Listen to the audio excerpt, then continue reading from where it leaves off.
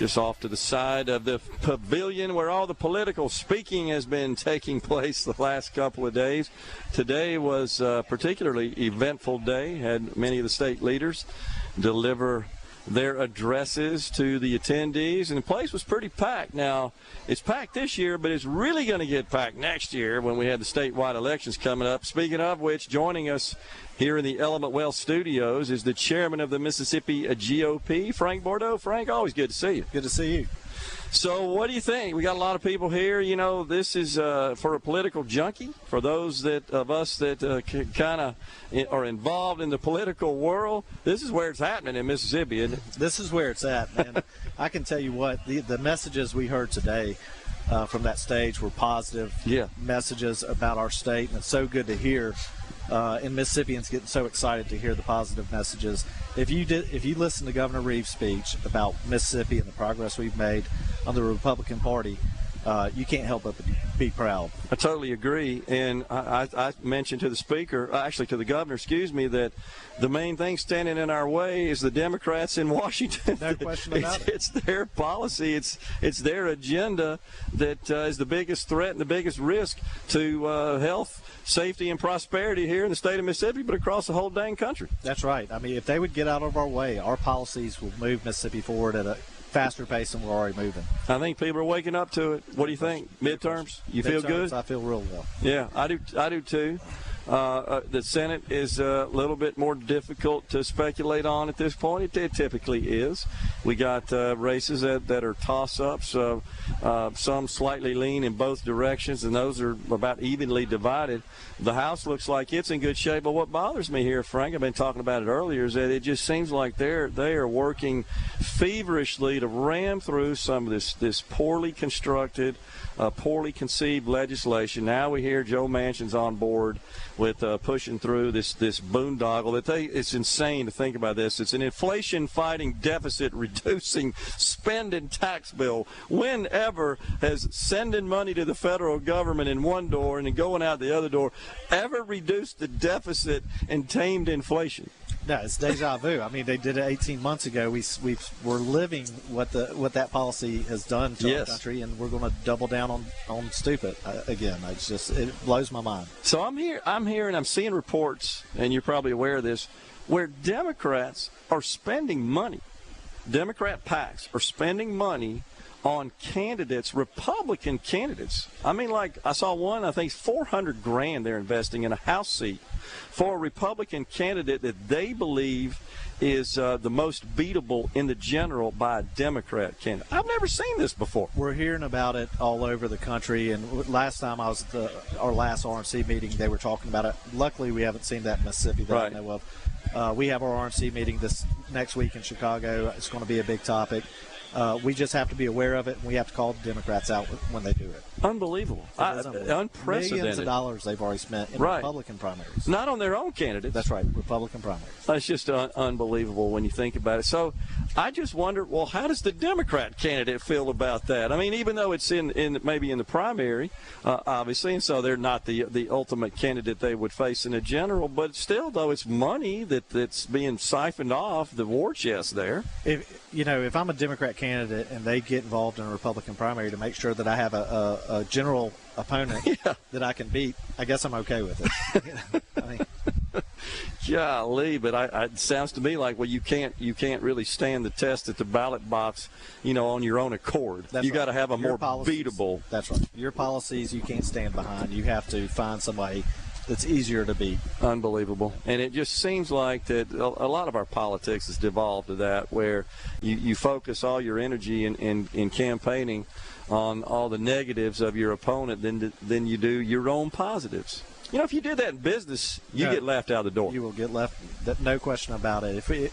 But a lot of things, if we handled things in Washington, D.C. the way we have to handle them in a C-suite, this country would be in a much different trajectory. I completely agree. And I think that's why we had a different situation. You've seen the reports, the Biden administration with an average of, 2 years of private sector experience within the entire deadgum West Wing and the cabinet, where we had 13 plus within the Trump administration, plus Donald Trump himself.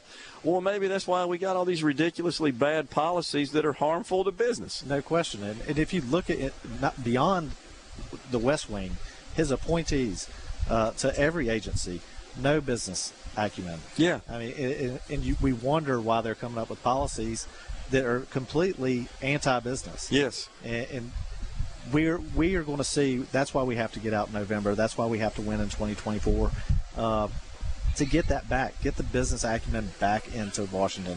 I think people want it. They want it. And what the Democrats are trying to do clearly is defocus on the economic situation and try to place more into the forefront all these various social issues. I'm not sure that's a winner at the ballot box when people are paying $5 for gas and seeing their pocketbooks drained in the grocery stores, et cetera. I don't think that's a winner. It's not a winner. We just finished a statewide poll the Mississippi Republican Party did. And once we finish the whole poll, I would love to come sit down and talk to you about it. But we did poll issues. In the economy, by far, inflation by far was the number one issue amongst Mississippi Republicans and Mississippi Democrats, without fail. And I don't think the Democrats get it. I don't think they get it in our state, and I don't think they get it outside of our state. And so we just have to keep our message, and stay focused on helping the American people, taking care of the economy, and not let us get divided within ourselves. And then we can't let them change the topic on these social issues. In the social issues, I was reading a report about some stuff going on in Portland, Oregon, in the school district up there. They're starting to permeate across the nation.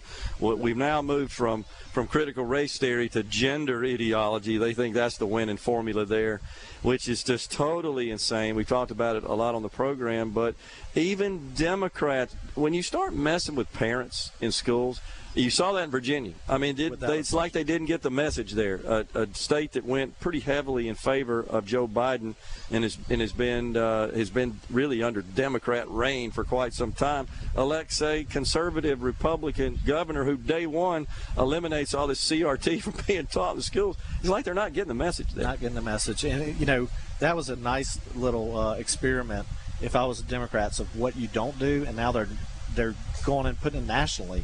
Doubling down on it. Doubling down. It's unbelievable. What about coming up on the midterms, the races we have here in Mississippi? How do you feel about those with respect to Republican chances of prevailing? I think we're going to, obviously work hard.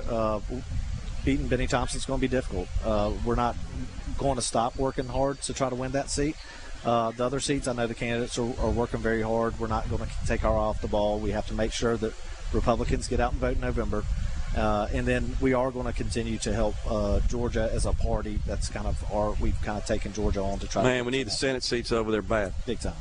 Big time. Yeah. I mean, it is critical because we're seeing right now what happens when you have a 50-50 Senate and you've got the vice president, a Democrat vice president, as the tiebreaker, and you get bad legislation that has a chance of pulling through, and that's what we're witnessing. And then, of course, you can't overlook judicial appointments as well. You never know when that comes up again from a Supreme Court perspective, and we better be ready. You've probably seen the Democrats have already offered one bill to add 4 justices to the court and one to implement term limits on Supreme Court justices. It's like we can't get it through the normal way because all those conservative Republicans are in the way of our agenda. Let's just go ram this through the courts. All those pesky voters.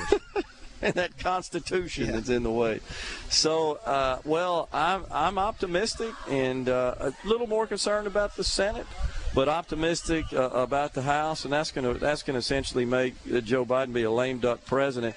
Now we're even seeing calls from the left-wing media asking him to just go ahead and announce right now you're not running. Yeah, well, and members are afraid to even answer the question whether they want him to run again. So. Tim Ryan in Ohio, right, is like trying to detach himself. That's right. In a state where he's been an entrenched member of the House running for Senate.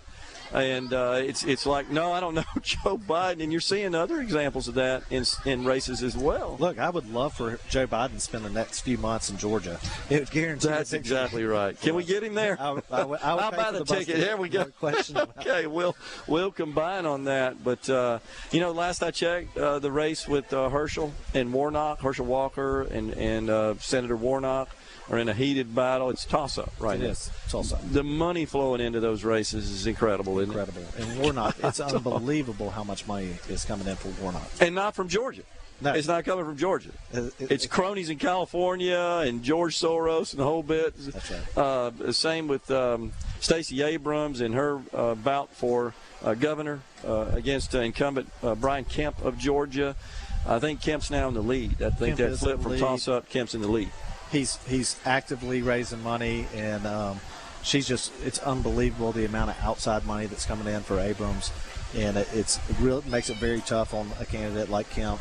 But I think we're going to do fine. Okay. And then we got Beto in Texas. Same deal over there, man. It's so crazy. And it's like a bunch of clowns on the Democrat, too. I mean, seriously. So, Frank, always good to see you, sir. Thanks for coming on Middays. Thank you for everything y'all do. Yes, sir. Frank Bordeaux, chairman of the Mississippi GOP, has been our guest on Middays. We got the